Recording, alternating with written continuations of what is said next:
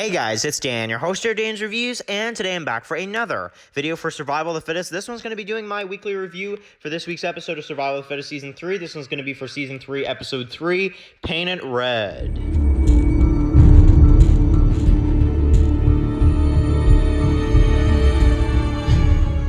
So it's going to be another video for today. This one's going to be doing my weekly review for this week's episode of Survival of the Fittest Season 3. This one's going to be for Season 3, Episode 3, Paint It Red. So, guys, I mean, what a frickin' episode this was. So, we had a lot. We had a lot in this episode. It was like, I think, nearly about 25 minutes long.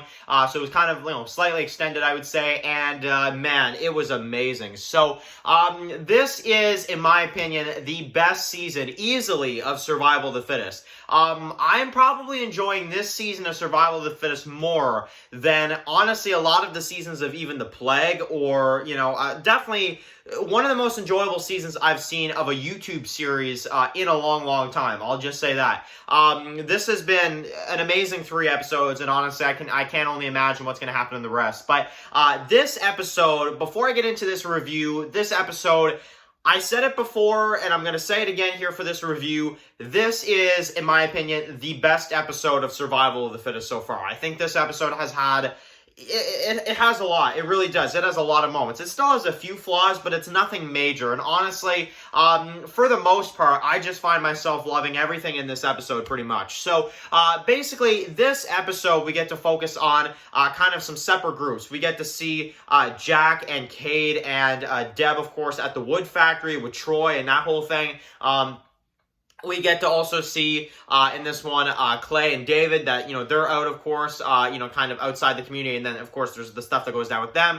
And we get to see, a lot of kind of, the separate groups. Now, the first thing we see in this episode to kind of start things off is we see, obviously, after the death of Jack, of course, his sister, she is, losing it. And she, of course, has the bat and she's, wrecking stuff, basically. And I love how they do the editing of where when she's, hitting, whatever she's hitting or whatever around the house, that type of thing, it's Jake's, face. I think that's really cool how they did that. And it's kind of like how she's letting out all her anger, now that he's gone. She's kind of, she kind of can't stop thinking about, just how bad he was and stuff like that. And it's like, as she's hitting stuff around the house, it's like mentally, it's like she's hitting him. So I don't know. I really like that. And she's taking out her anger because of, obviously what happened at the end of the last one. Now, Jeremy comes to see if she's okay, of course, and she says she is, but basically, we know she's still struggling, that type of thing, and we have the intro. Now, basically, like I said, we have David and Clay that go out, and this is basically where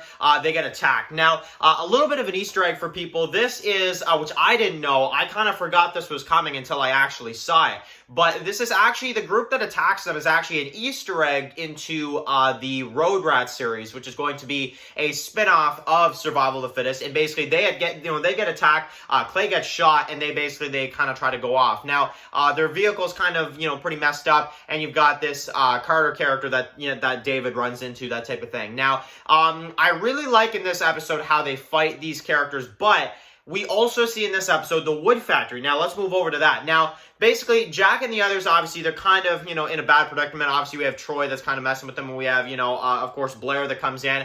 And he kind of, starts attacking. And basically, in this episode, we get the death of Deb, which is basically kind of the, the big casualty of this episode, as Cade thinks that she's kind of, she thinks she's going to be able to handle it, but Cade kind of knew, it's like, no, this isn't going to go well. And basically, Troy ends up killing her, and of course we have Cade that now kind of wants to get revenge. Now, that scene is insane, because when I was watching this, I was on edge. I was like, are they going to kill her off?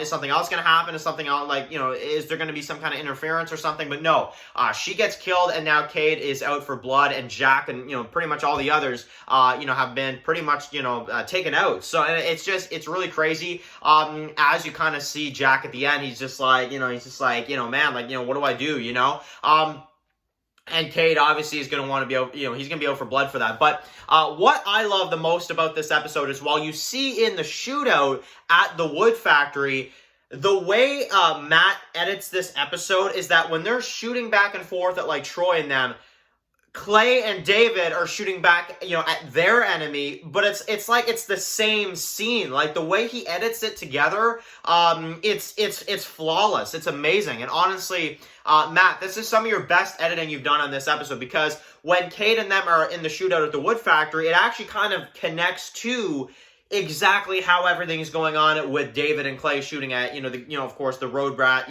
kind of, Easter egg group that we get to see, which is only going to be in this episode from what I've heard. But man, the editing in that was absolutely amazing. So that is probably one of the best things about the episode for me. And I just love how that was shot. I thought that was just absolutely amazing, and honestly a masterpiece of a fight with the wood factory, and of course, the death of Deb, the casualties there, and then the battle with David and Clay, of course, with the Road Rats kind of villains, that we're kind of, seeing early in this. So I love that. I think that's really, really cool. And I can't wait to see how, it connects to the spinoff, obviously. But basically, at the end of this episode, now here's another kind of twist. So basically, the military that we see this helicopter land, and basically we've got this military that kind of shows up.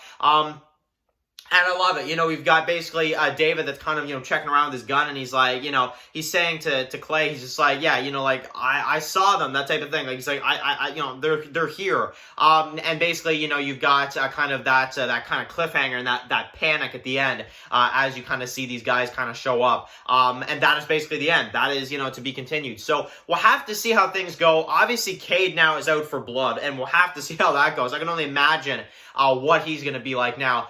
Deb is killed. Troy continues to be a crazy villain. Blair and his group, the Godfather group. We're going to get to see the Godfather character in the next episode based off of the next on. But guys, this episode, it's my favorite. It is my all-time favorite episode of Survival of the Fittest. And honestly, that's basically a kind of a recap and my thoughts on the episode. So,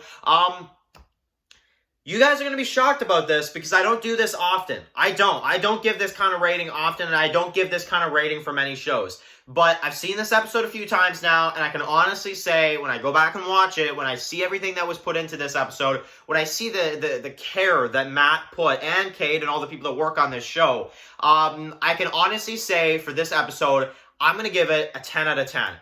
What is wrong with this episode? Seriously, there is nothing wrong with this episode. And honestly, I think this episode it did everything right. It did everything right. The action scenes, the music was fantastic. The deaths, the casualties, the way everything went down, the way it just sucks you into the episode. I was glued to the screen for those 22 minutes. I really was. And honestly, this episode knocked it out of the park. I seriously cannot find anything wrong with this episode. And I do not give many episodes of any TV a 10 out of 10, because it's rare that, an episode can be this good. So there you go. Matt, honestly, there you go, dude.